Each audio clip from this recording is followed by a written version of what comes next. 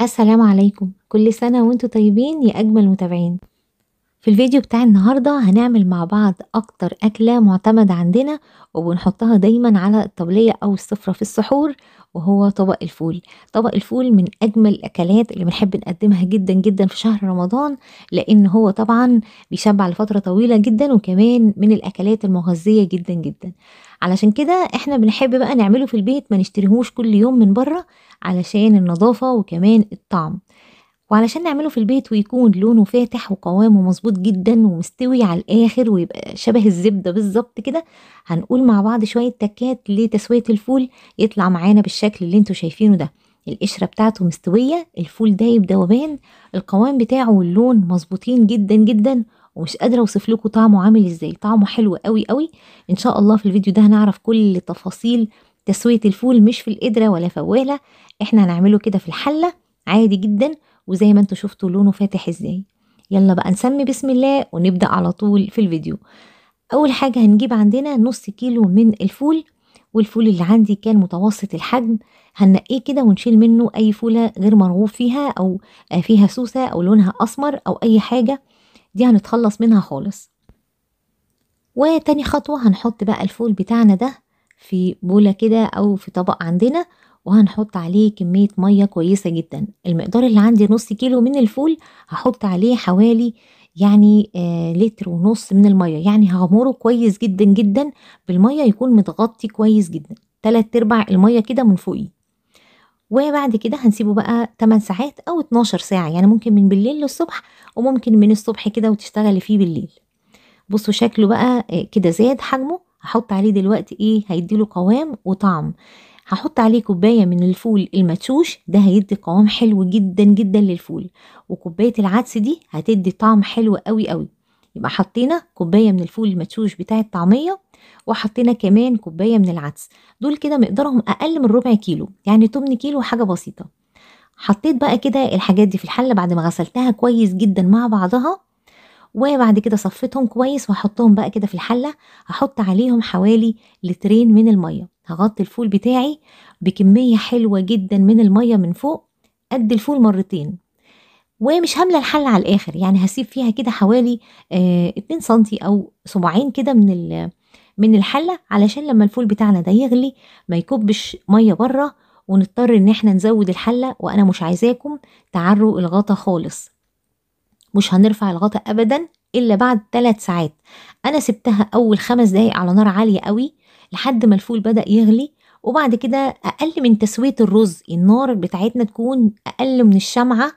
وطبعا مغطية الحلة بتاعتي بفوطة علشان ما تسربش اي بخار خالص، ويدخل هوا كده للفول بتاعنا ويأكسد ولونه يسود.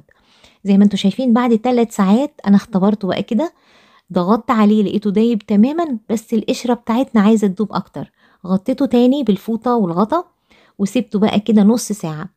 بعد 3 ساعات ونص، يعني كده نص ساعة كمان اضافية على ال3 ساعات، قلبت كده القوام بتاعه بدأ يتظبط تماما. الفول المدشوش بتاعنا ظبط القوام قوي، والعدس بقى مش قادرة اوصف لكم الريحة والطعم.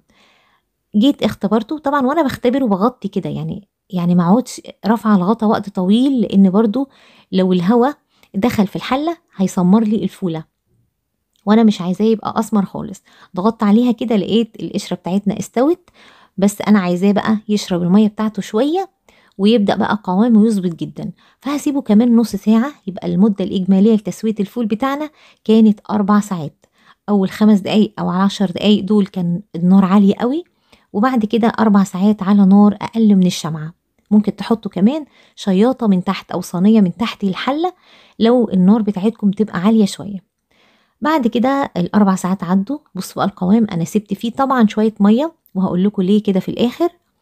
هنقدم بقى الفول بتاعنا. شوفوا بقى القوام بتاع الفول لما بنيجي نضغط عليه كده بالشوكة، القشرة بتاعته بتدوب تماما. بتضغطوا عليها تلاقوها اتهرت زي بالظبط الفول من جوه.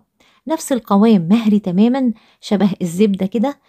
واجمل بكتير من المحلات كمان. يعني طبعا بنوفر جدا في الفول بتاعنا، بيتباع بره شوية صغننين قوي كده، مش عارفة بكام.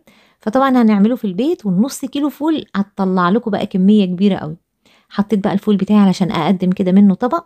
حطيت عليه كمون وكزبرة وكمان عصير ليمونة كبيرة، حطيت عليه معلقة كبيرة من الطحينة، وهقلب بقى كده يعني بالشوكة ههريه، مش محتاج هاند بلندر ولا خلاط، ولا حطينا دقيق عليه علشان نظبط القوام بتاعه، ولا حطينا عليه كركم ولا اي حاجة علشان يظبط اللون.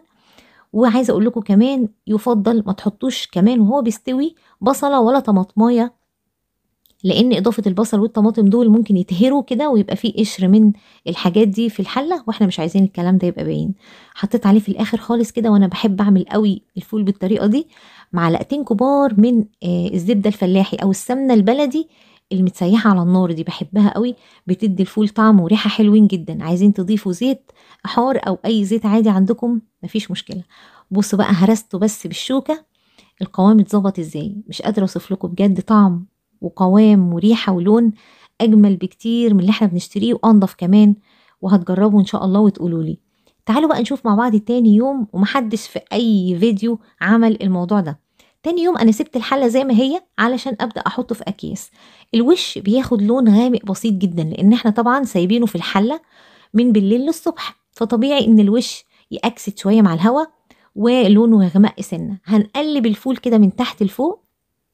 كمان هوريكم قاع الحله من تحت، هوريكم قد ايه الفول مش لازق ولا اي حاجه خالص، مع انه قعد فتره طويله جدا ولا زودنا له ميه ولا رفعنا الغطا خالص.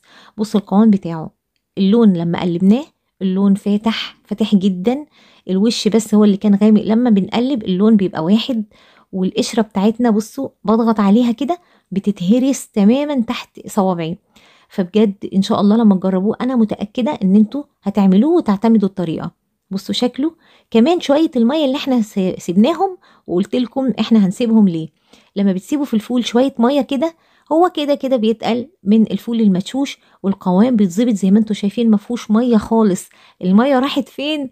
الفول بتاعنا بقى شرب الميه وقوامه اتظبط. لما بنيجي نطلعه من التلاجة وانتوا بتسخنوه يعني، ضيفوا شويه ميه صغيرين جدا علشان ما يشطش منكم في الحاجه اللي انتوا بتسخنوه فيها. عايزين كمان تحتفظوا بيه في اكياس كده في نفس اليوم، ممكن تسيبوه بس كده ساعتين، القوام بتاعه بس يتظبط ويشرب ميته ويبقى قوامه تقيل كده، علشان لما احطه في الكيس ابطط الكيس بالشكل ده وما ياخدش مني اي مساحه، علشان التفريزات بتاعت رمضان بتبقى كتيره جدا جدا. بصوا اللون ما شاء الله جميل جدا. لما تجربوا الفيديو ما تنسوش تعرفوني في التعليقات رايكم ايه، وكمان تبعتوا لي بقى تطبيقاتكم على الانستجرام والفيسبوك. بصوا بقى الكميه اللي عندنا من نص كيلو فول وبس، بططنا كل الكميه وهنحطها في الفريزر ومش هتاخد مننا اي مساحه. ولو عجبكم الفيديو ما تنسوش اللايك وتشتركوا في القناه. السلام عليكم.